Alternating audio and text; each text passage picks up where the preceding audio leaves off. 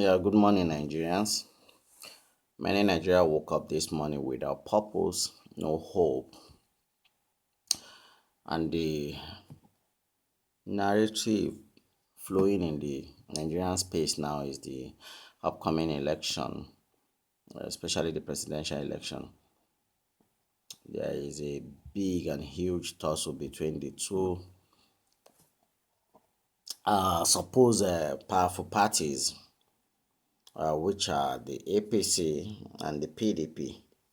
A lot of people argue that both parties actually won because we can see candidates flowing from one party to another. And there is this particular guy who even, matched them together and called them the looting party. And every day that we go through different kind of tussles, we discover that there is no hope anywhere. Looking at other countries, I was discussing with someone that it's not as if they have people who are far better than we are here. And it's quite unfortunate that we we look ourselves lesser compared to the way they are over there in the developed country. What do they have that we don't have? We we have bad government, which is a norm. It's not a story anymore. And over there, they have good government who make good policies and implementation. And the upcoming election is what I made this video about, and I want to talk about it in brief. I want Nigerians to really sit down this time around and then to look at their life when PDP was running during the Second Republic, when the likes of Obasanjo took over in 1999, and handed over to Yaradua in 2007. Yaradua died, Jonathan took over, and then it stretches to 2015 before he handed over the power to the people I call the power mongers. They want to attain power at all cost, and they look at the loopholes PDP have left in the country. They capitalize on it and began to preach change. And people who are living in these countries, in my own perspective, most people are gullible. And the elites who are not gullibles are being seen as uh, the true know in our community, and the gullible ones are the one who often carry the majority. It's only if I'm to probably stretch on the gullibilities of Nigeria, there are some stuff that I've outlined. It's only in Nigeria you see politicians become accessible when it comes to election time, and they become the masses and the friends of the masses. And it's just to canvass for their vote and to enslave people further and deeper. Only in Nigeria you see pastors who are supposed to be, let me say, supposed pastors who are supposed to be vessels of God to bring sanity and morals based on what the scripture tells into our community. Rather, they have now become friends and allies of those political jobbers who have made up their mind to enslave the populace of this country, milking us and making sure that they become enriched at the detriment of the whole community. So, and the third reason why I consider Nigerian gullible, okay, the second one is because we have a lot of pastors who are supposed to be telling the leaders what to do or what they are doing wrong or right, and yet they are not doing it. And then you still find a lot of people whose uh, life is being affected by the government of the day, and yet they kept abusing the politicians or the president or the governor of every state, saying they are the one making bad decisions, implementing bad policies, and then engaging in embezzlement of funds that could have been used for the development of the country and to build infrastructure that will aid our businesses. And yet you will see this same set of people still going to the same set of churches whose pastor or GO happens to be friend and allies to those bad politicians who are making life miserable for them. And then the third one is almost all our ladies have turned, especially the youth, they have turned their body into cash and carry. They have become commodities whereby guys buy at the at the black market, or sorry, buy in black market, probably for a uh, reasonable price, depending on what they, or depending on the price they put on themselves as values. And the other thing is that poor men, whenever they are being caught stealing in this country, you discover that they are being set ablaze. Some are killed instantly. And it's only in this country you find rich man stealing, looting, especially politicians stealing, looting, collecting bribes, embezzling of funds that belongs to the nation. And yet the gullibles, as I often put them, will still hail them. Example is the one of Ibori, one of the former governor in Bayelsa State, Governor Ibori, who was jailed in UK. After he was released, you see Nigerians who even group themselves together, call for Ashoebi. They bought Ashoebi and they went to meet him when he was coming back to the country to hail him and to celebrate him. That is what we do in this country, and that's why we find ourselves in this mess that we have now. Nigerians are the one who have children who didn't learn any trade, no form of handiwork, no creativity in them. They will go out, and then when they come back, they come with their millions, and you will find that their parents will not even deem it fit to ask them where they get this money from. There are lots of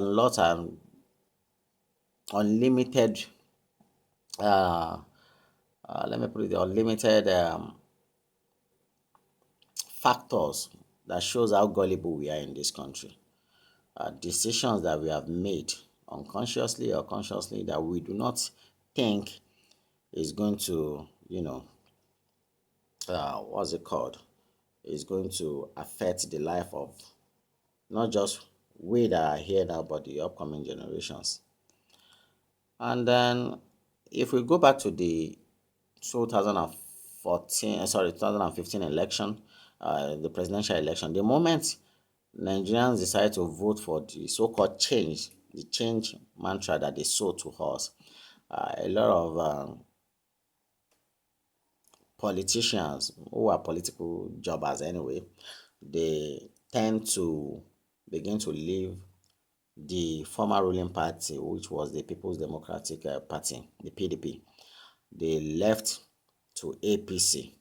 And some people left APC down to PDP after Buhari was sworn in, and then and the nation handed over to him in May 29, 2015. And up till now, we have seen a lot of drifting in in the two biggest political party we so called, I mean the two so called biggest political party we have in the country. And people have been moving from APC to PDP, from PDP back to APC. And then if anyone is not gullible, you will know they are all sleeping in the same bed, romancing each other. And what they are all looking for is their common goals, not the achievement they could give to the country, not any groundbreaking policy that will affect the common masses in the street. But they are just shifting ground because there is this slogan in among politicians. They often say there is no permanent enemy. There is no permanent friend, no permanent enemy. They only have permanent interest. Anything that interests them is what they go for. They don't care about the people. They don't even care whether someone is rotting somewhere, languishing somewhere, living in penury somewhere. They do whatever that pleases them, and they do it for the sake of themselves and for their family. And then when Buhari came in, he came with so many manifesto or whatever they call it, and people believe that he's going to come to make a change.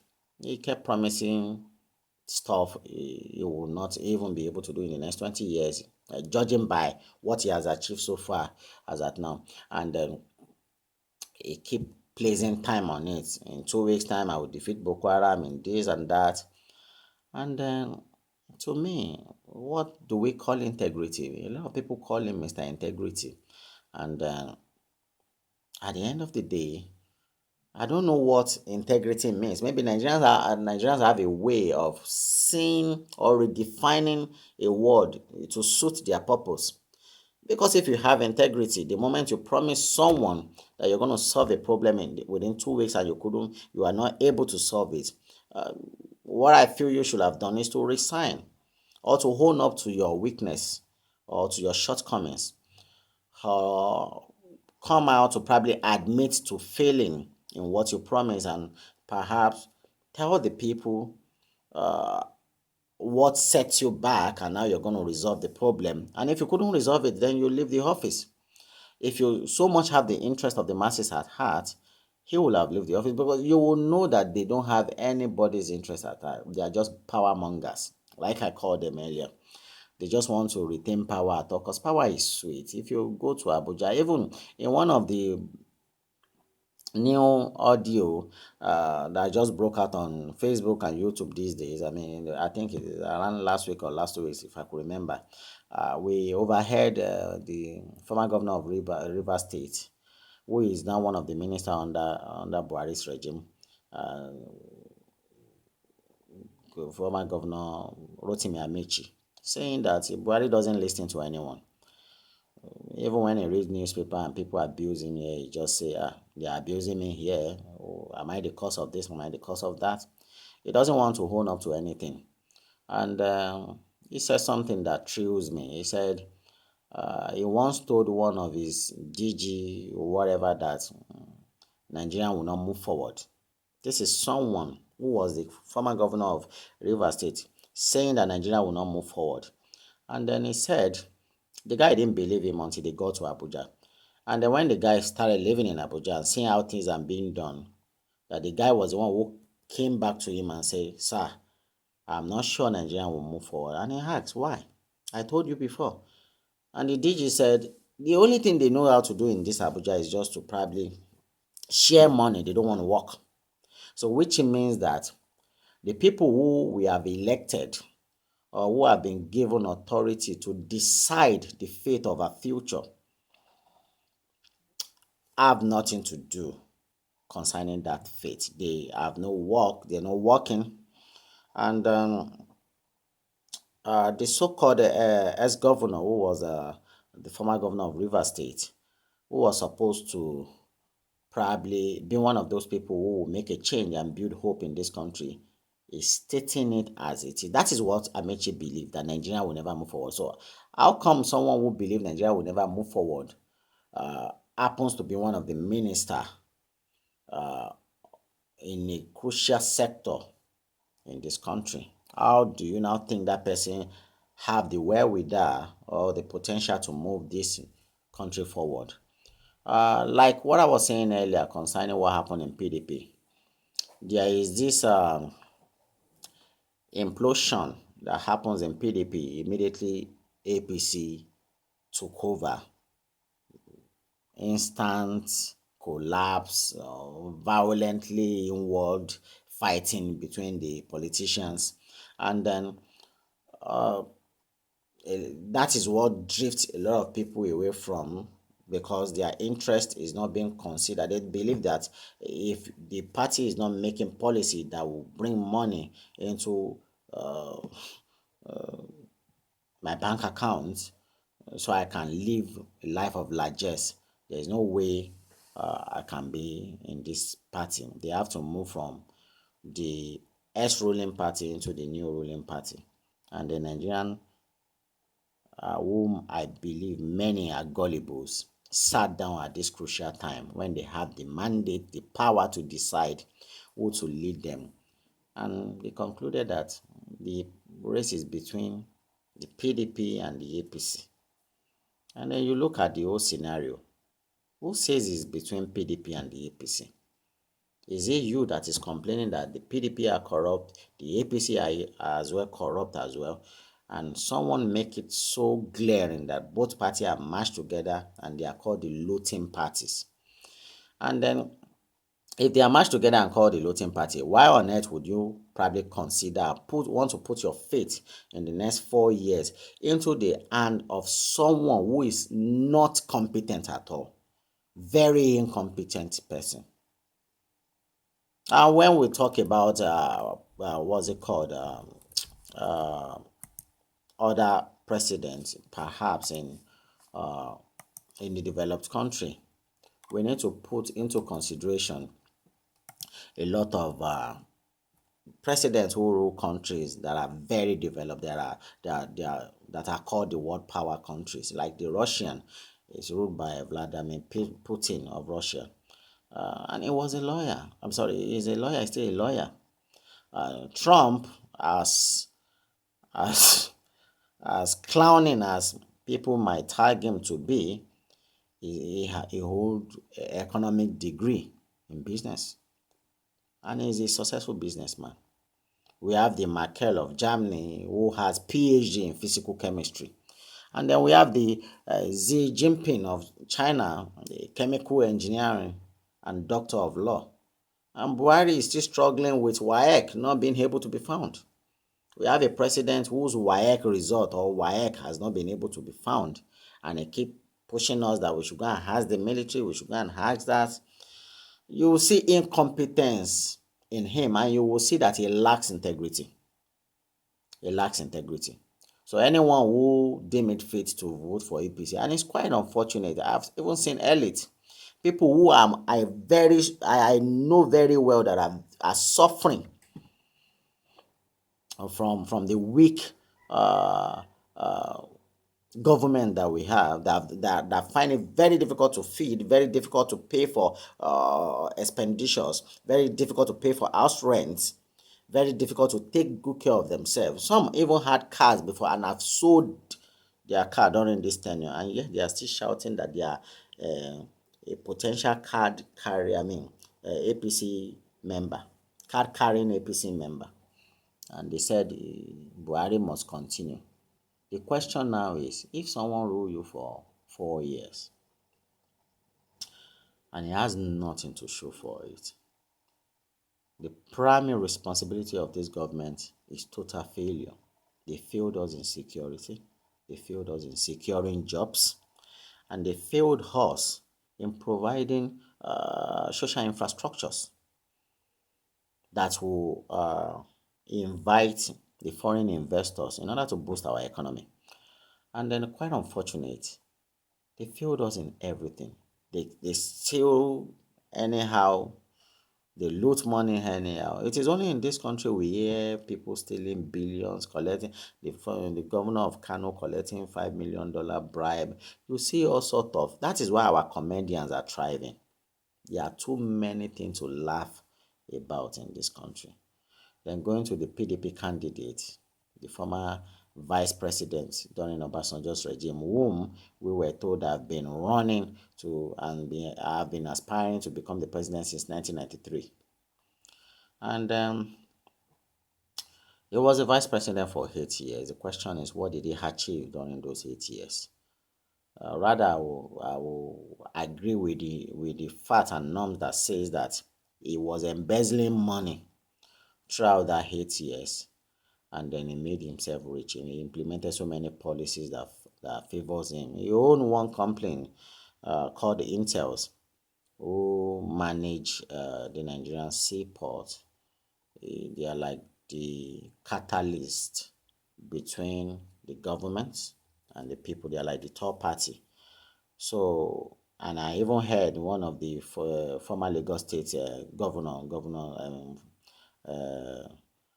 Ahmed Bola Tinubu happens to be one of the biggest shareholder in the company. Until today, after APC took over, Buhari's government appointed someone else to become the uh, head at the seaport, and the new policy they made, they dropped Intel, and Intel stopped making money. We hear all sort of stories every day. So some people believe that Atiku is coming to power to make sure he resuscitates all his dead businesses that this current government have rendered useless. And what did he achieve in his 8 years as vice president? Why do people who are so rich and powerful so aspire to lead us?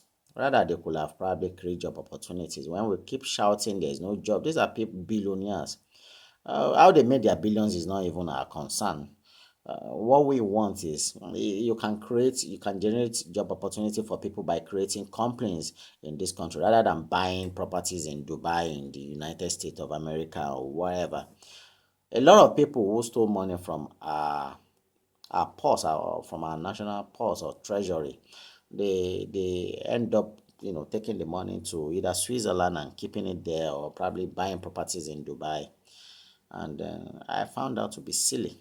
But if Nigerians are to be honest with themselves, everyone needs to sit down and then ask yourself this question: 5,000 naira, quarter bag of rice, 2 liter of groundnut oil, will it feed you for the next 4 years? Will it pay your children's school fees? We have other political party and this younger generation who aspire to lead us. And I'm not advocating for anyone, because like I will often say, is what I don't know, I don't know. It is very easy to assume. An assumption to me is the lowest form of knowledge. We can all sit down and assume that the likes of Showore, Mogalu, Obi, or Eunice, or Fela Drotoy, or whoever will probably lead us aright. It's only when you put them to test, we'll see what they can do. And whenever anybody wants to, you know, when they aspire for a particular position, they often say things that are sweet, and everything they say will look as if, no, these people are ready to work. Buhari did more than that during his tenure, and we all saw the change it brought to us, and the change has been so very dangerous, very, very dangerous, and very, very, you know, I'll put it this way, very dangerous and very, very upsetting. A lot of Nigerians lost their jobs during this administration. A lot of companies fold up. I work in the print media industry. I do layout and design for companies, magazines, newspaper. I know how many clients I have, even when the so-called PDP were in power. As at then, we were still complaining that things were not okay. But one thing I realize in this country is that the new president is always worse than the predecessors, irrespective of whoever that person is. It's like sometimes I used to say there is a curse on that seat. The moment people, because the best president we are supposed to have in this country is President Goodluck Jonathan. He was the one who came with a beautiful ambition. That slogan. There was a time I had no shoes. Blah blah blah. And he came with so many plans. He has vision. He became the president and he turned to someone